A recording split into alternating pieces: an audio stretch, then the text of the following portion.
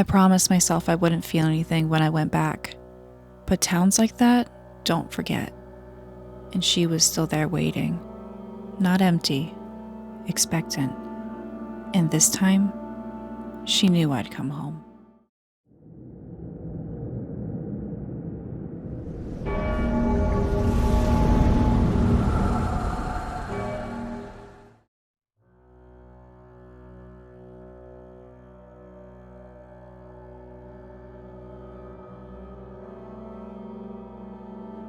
I promised myself I wouldn't feel anything when the village came into view.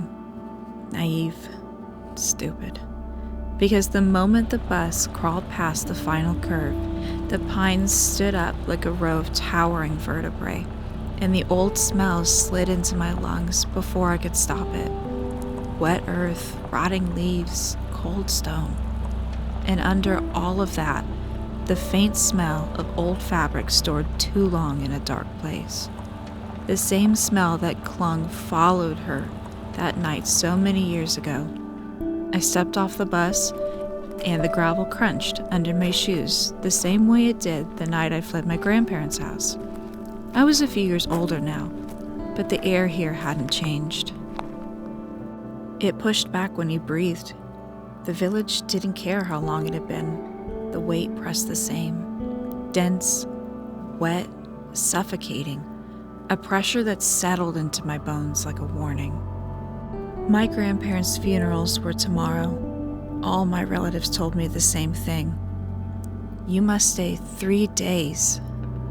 Tradition. None of them looked at me in the eyes when they spoke to me. They acted like looking at me was acknowledging her. The house waited for me like a mouth that had been propped open. It was exactly how I remembered it. 2 dark corners, the narrow hall that seemed to shrink the further you walked in, and the bedroom door that once bulged inwards while something enormous whispered through the wood. I stepped inside and everything felt wrong. Not empty, expectant, like someone had been pacing in the room, wearing grooves into the floor, like the walls were holding their breath. A soft pull, pull, pull pulsed at the base of my skull. Not real, not audible, not yet. My aunt greeted me with a stiff, brittle hug that felt like desperation. Her eyes kept flickering. Windows, doorframe, ceiling beams. "We'll lock everything before dark," she said, already checking the latches that hadn't moved in years. "The room is already prepared. No matter what happens, ignore it.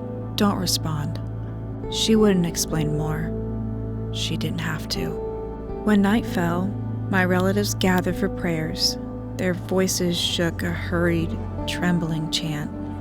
The candles flickered as if someone walked slowly behind each flame, breathing on them. Except no one was there.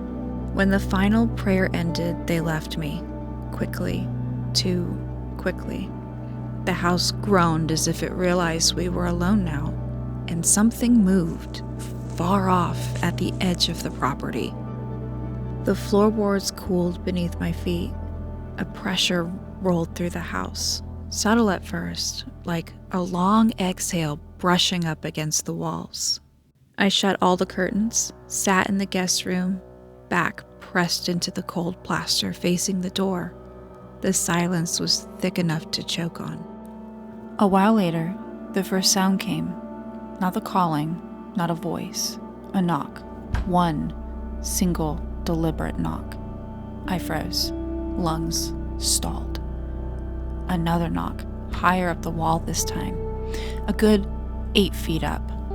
No human can reach that without a ladder. My throat tightened to the size of a pin. Then, "Sweetheart." It was my grandmother's voice. Soft, familiar, but trembly, stretched paper thin, as if someone far too tall had to bend down and force their voice through the narrow splintered crack in the doorframe. "Let me in, sweetheart." The handle twitched once, not violently, experimentally. I scrambled backward into the corner, nails digging into the floor. My skin prickled with a wave of cold sweat. Her voice came again, pressed right up against the door. I missed you so much. Her voice folded inward on itself, the vowels bending like broken joints. I remember my grandmother's voice. She never sounded like she was smiling while choking.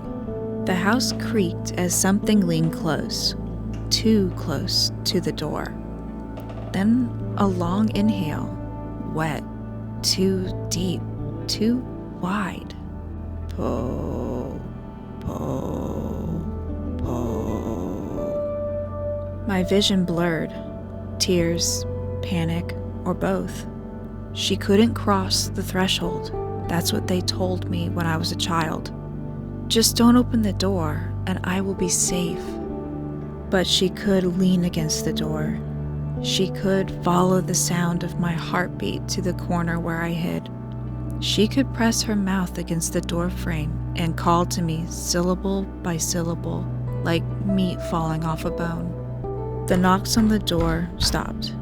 I could sense her leaning down. As her weight lowered, the floor creaked, slowly, deliberately.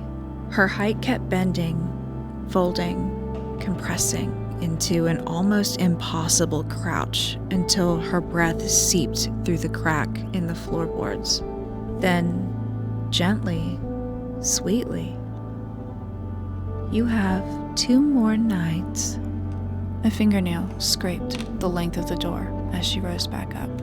She traced each stroke like she was memorizing the shape of the room from the outside. Then, silence. A perfect silence. The kind that leaves your ears aching for sound. Any sound, just to prove you're still alive. I stayed awake until the sun poured into every corner to make sure she wasn't hiding there, waiting. I stared at the door, waiting for the next knock that never came, because I knew the truth. She couldn't follow me out of the village, but inside the village, she'd been waiting for years, and she had 2 more nights to try, and she knew it.